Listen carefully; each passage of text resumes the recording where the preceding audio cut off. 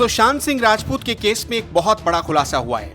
Cooper अस्पताल के एक कर्मचारी ने टीवी चैनल को दिए इंटरव्यू में बताया कि सुशांत की बॉडी पीली पड़ चुकी थी। उसने दावा किया कि अमूमन जब कोई भी शख्स सुसाइड करता है तो उसकी बॉडी या तो नीली या व्हाइट रहती है।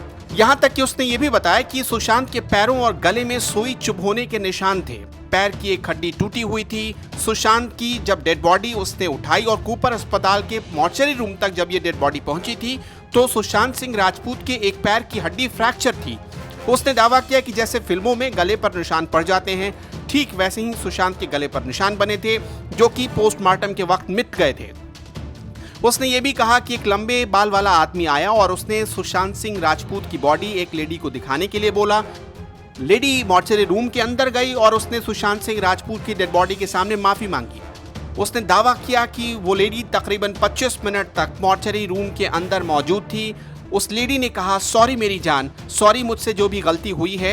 ये कर्मचारी कॉन्फिडेंस के साथ एक एक बातें बता रहा था और उसका दावा था कि सुशांत सिंह राजपूत की हत्या ही की गई है। आपको ये भी बता दें कि सुशांत सिंह राजपूत की पोस्टमार्टम रिपोर्ट पर अभी तक कई तरह से सवाल उठते रहे हैं। कूपर अस्पताल सवालों के घेरे में इसलिए भी है क्योंकि सुशांत सिंह राजपूत की डेथ कब हुई थी, ये पहली बार जो रिपोर्ट आई थी कूपर अस्पताल ने उसमें नहीं बताया था।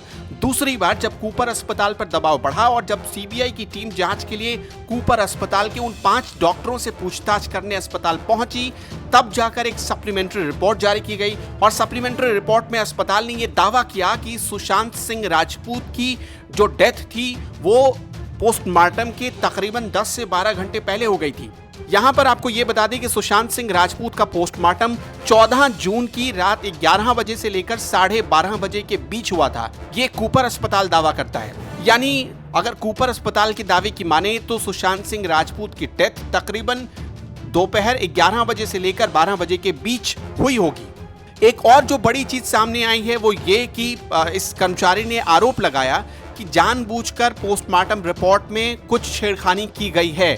वो ये मानने को कतई तैयार नहीं था क्योंकि टीवी रिपोर्टर बार बार उससे सवाल पूछ रही थी और वो ये मानने को तैयार नहीं था कि सुशांत सिंह राजपूत ने सुसाइड कर ली है। वैसे आपको ये भी बता दें कि सुशांत सिंह राजपूत के पोस्टमार्टम रिपोर्ट का अध्ययन एम्स की एक विशेषज्ञों की टीम भी करेगी क्योंकि पोस्टमार्टम रिपोर्ट पर ही सारा घालमेल टिका हुआ है और अभी तक ये जानकारी सामने आई है। पोस्टमार्टम रिपोर्ट में कुछ भी संदिग्ध नहीं बताया गया था। पोस्टमार्टम रिपोर्ट को नॉर्मल बताया गया था, लेकिन जो सुशांत सिंह राजपूत की बॉडी जिस हालत में थी वो ये बता रही थी कि सब कुछ नॉर्मल नहीं था। कूपर अस्पताल की तरफ से अभी तक यही दावा किया जाता रहा है कि सुशांत सिंह राजपूत ने सुसाइड की है, लेकिन जो पोस्टमार्टम रिपोर्ट की थ्योरी है वो कुछ और बताने की तरफ इशारा कर रही है। अब सीबीआई ये भी जांच रही है कि जो लेडी अंदर पहुंची थी मॉर्चरी रूम तक, क्या वो रिया चक्रवर्ती थी। सीबीआई ये भी अब डॉक्टरों से पूछताछ में पता लगाने की कोशिश में जुटी हुई है कि इस लेडी को किसके कहने पर मॉर्चरी रूम तक ले जाया गया। क्या ये सुशांत सिंह राजपूत की कोई रिश्तेदार थी, और अगर रिश्तेदार नहीं थी तो ये क्या करने मॉर्चरी रूम तक गई थी।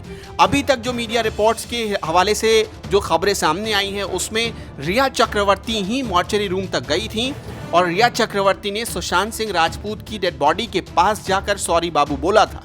तो अब ये सवाल उठ रहा है कि क्या वो लेडी रिया चक्रवर्ती ही थी। सीबीआई इसकी जांच कर रही है। हालांकि सुशांत सिंह राजपूत के पिता के वकील विकास सिंह ने भी दावा किया है कि जो कूपर अस्पताल की तरफ से रिपोर्ट जारी की गई थी उसमें मौत के वक्त का जिक्र नहीं था, इसलिए इस पर सवाल उठ रहे हैं। डिटेल पोस्टमार्टम रिपोर्ट नहीं दिखाई गई, सीबीआई को भी नहीं दी गई है, इसलिए ये सवालों के घेरे में है।